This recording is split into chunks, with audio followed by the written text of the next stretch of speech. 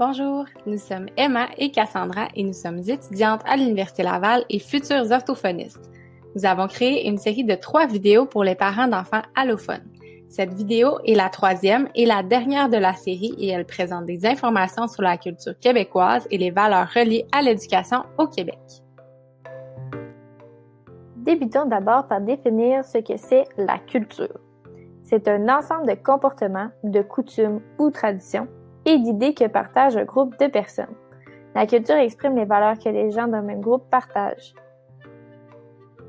Les valeurs, ce sont des idées, des actions ou des qualités qui sont importantes pour une personne ou un groupe de personnes. Les valeurs peuvent être différentes selon la culture ou entre les personnes. Par exemple, le respect, l'honnêteté, la famille ou l'éducation sont des valeurs possibles. Donc, la culture, ça comprend des actions, des idées, des traditions et des valeurs qui nous ont été enseignées souvent par notre famille. Par exemple, au Québec, quand le printemps arrive, les gens ont comme coutume de se retrouver à la cabane à sucre pour manger des produits de l'érable. C'est une activité qui est ancrée dans notre culture.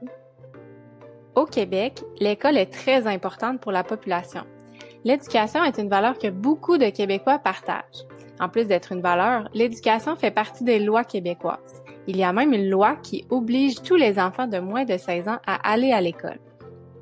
Au Québec, on relie l'école à certaines valeurs comme la sécurité, la participation et la motivation. Cela dicte ce qu'on attend des élèves de l'école et de leurs parents. D'abord, l'école est un endroit où l'enfant peut apprendre et grandir en se sentant respecté et en sécurité. Si votre enfant a un problème, il peut en parler aux adultes de l'école. Vous pouvez aussi aller discuter avec le personnel de l'école si vous le souhaitez. Le personnel de l'école est là pour soutenir les enfants et leurs familles.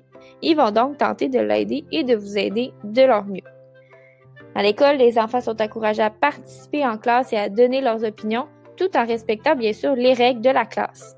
Parfois, les enfants ont besoin d'être motivés et de réaliser que l'école est importante pour eux. On compte sur vous, en tant que parent, pour montrer à votre enfant que l'école, c'est amusant et c'est rempli de défis. Encouragez vos enfants à continuer, soulignez leur réussite en les félicitant et supportez-les lorsqu'ils ont des difficultés.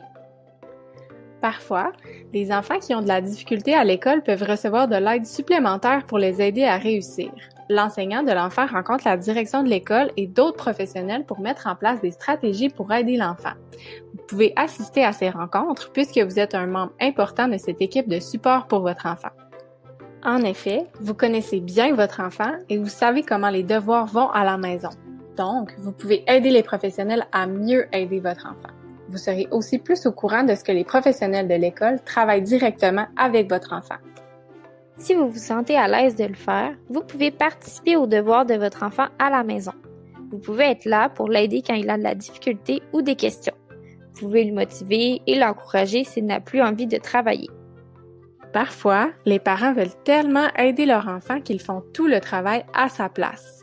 Mais c'est important de se rappeler que les devoirs sont faits pour aider l'enfant à s'améliorer et qu'il doit travailler pour devenir meilleur. Si, à l'inverse, vous ne sentez pas à l'aise pour aider votre enfant avec ses devoirs, sachez qu'il existe des ressources que vous pouvez consulter. D'abord, vous pouvez toujours en discuter avec l'enseignant de votre enfant. Celui-ci pourra vous proposer des solutions ou alors vous donner quelques trucs. Aussi, il y a la possibilité de travailler avec un tuteur, c'est-à-dire un autre élève, souvent un peu plus vieux, qui peut aider votre enfant sur une base bénévole ou en échange d'une petite rémunération. Discutez-en avec l'enseignant de votre enfant pour savoir si cela est possible dans votre école et votre région. Finalement, il existe le site AlloProf qui vous propose plusieurs explications et des exemples écrits et en format vidéo sur plusieurs matières que votre enfant apprend à l'école, du primaire au secondaire. Vous pouvez également poser des questions à des enseignants travaillant pour le site par l'entremise de messages textes. Finalement, vous pouvez sans problème prendre rendez-vous avec l'enseignant de votre école pour venir à l'école le rencontrer, pour visiter l'école et pour savoir comment se déroule une journée à l'école. Les enseignants sont là pour répondre à vos questions. Si cela vous intéresse, vous pouvez également vous porter volontaire pour participer à des sorties de classe ou à des activités en tant que parent bénévole. Si vous avez des questions ou des doutes sur le développement du langage de votre enfant, n'hésitez pas à contacter un ou une orthophoniste. Sachez qu'il y a probablement un ou une orthophoniste à l'école de votre enfant. Aussi, pour tout ce qui touche le fonctionnement de l'école ou les attentes de l'école envers vous ou votre enfant, n'hésitez pas à contacter l'enseignant ou l'enseignante de votre enfant ou alors la direction de l'école. Tous ces professionnels seront heureux de vous aider et de répondre à vos questions. Voilà qui met fin à cette troisième et dernière vidéo de notre série destinée aux parents d'enfants allophones.